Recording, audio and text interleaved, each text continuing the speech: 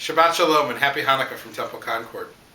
This week, in honor of Hannukah, I'd like to read a little poem that was written by my friend and colleague, Rabbi Ed Feinstein of Valley Beth Shalom in Encino, California. Oh, the Jews of old Jewville just love to tell stories of old Jewish heroes and all of their glories, of old Father Abraham and Isaac his son, who would have been sacrificed if no angel had come. They told of smooth Jacob, he was sure a playa, till he discovered he'd married not Rachel, but Leah. He wrestled the angel, and at dawn he prevailed, and that's how we came to be called Yisrael.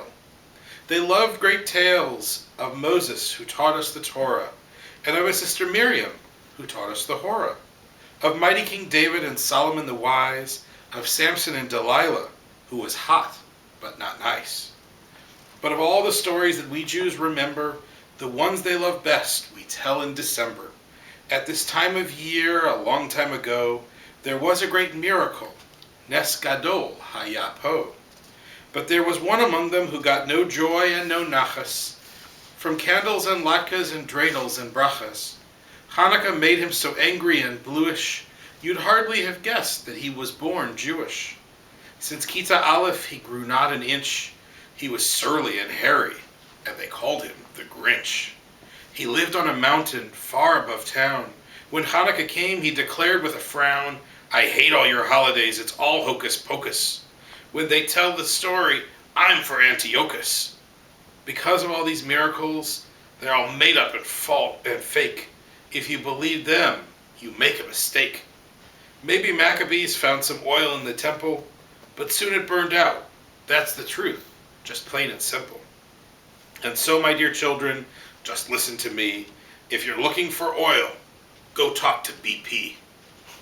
As Hannukah came, he got bluer and bluer.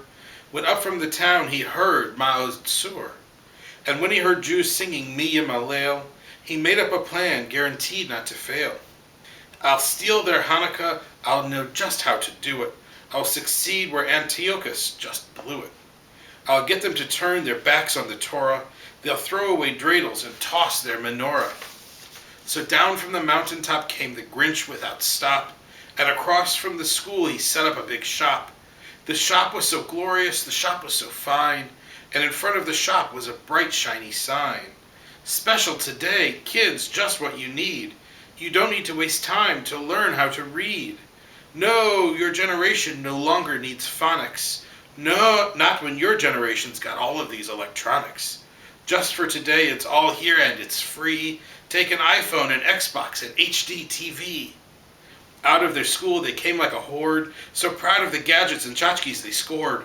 They snatched up the iPads and played with the Wiis. They picked up Blackberries and PlayStation 3s. They tossed away all their books and sneered at their teachers. We don't need you. We have laptops with all of these features. It's said the Dark Ages began on that day, when people found books had nothing to say. So they closed the libraries and sealed up their stacks, and tried to live life without thought, without facts. They would have returned those Dark Ages of old, had it not been for someone quite small and quite bold. The school, it was dark, no one was learning, but down in the library there was still one light burning. So the Grinch rushed down there to see who would try to resist his free offer of 4G Wi-Fi. There sat Susie LeJew, filled with devotion. She ignored all the hoopla and all the commotion. Librarian hero, she sat in a nook and read to her class from a big open book. Long ago lived King Antiochus, who ruled over our land with laws that would choke us. He outlawed the Torah, he outlawed Shabbat, he made it illegal to worship our God. Long before Simon Cowell heard songs in recital, Antiochus just loved to watch Syrian Idol. He fashioned a statue of the great Greek god Zeus to be instilled in the temple of the god of the Jews. He thought that the Jews would accept this new faith and stop eating kosher and start eating treif. Ah, but poor Antiochus, he didn't know Jews. How ferocious they get when they are abused. From the town of Modin came a force to unite us, Judah and Simon and brave Mattathias. They defeated the Greeks in a glorious fight and came to the temple to rekindle the light. But the oil they found was only enough for one day. So the Maccabees turned to God and they prayed, "Give us your light, God, to live by your Torah. Give us your light from this great menorah. Our world is so dark and there's so much to fear. So give us your light, God, and we'll know you are here." When great men of war put down their swords and turn in devotion to pray to the Lord and declare that it's time for the fighting to cease, it's time that the world knows the blessings of peace. God hears these great prayers, these blessings and psalms, and decrees that it's time for Tikkun Olam. The light from the temple lasted all 8 nights long. The Maccabees lifted their voice in song. The light had kept burning within every Jew, and burns even today in me and in you.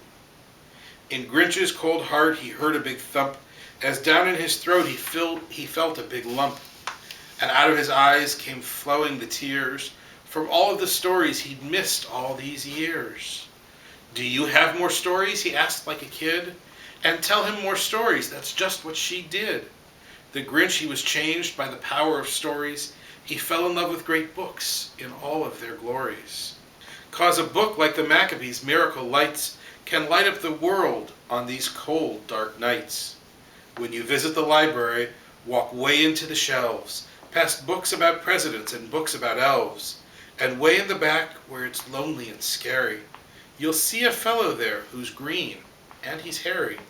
He'll invite you to sit and enjoy a good book. He'll share, just turn off your iPad and have a good look. He'll share all the treasures of Talmud and Torah that will light up the world like a great big menorah. I wish you a happy Hanukkah, a Hanukkah filled with light and peace and joy. I hope you'll join us for our Hanukkah dinner on Friday evening at 6 o'clock, followed by Shabbat services at 7:30. Shabbat morning services will be at 11 o'clock, preceded by Torah study. And between now and then, enjoy latkes, enjoy time with family and friends, and most of all, enjoy the miracle of our survival. Chag Sameach. I'll see you at the temple.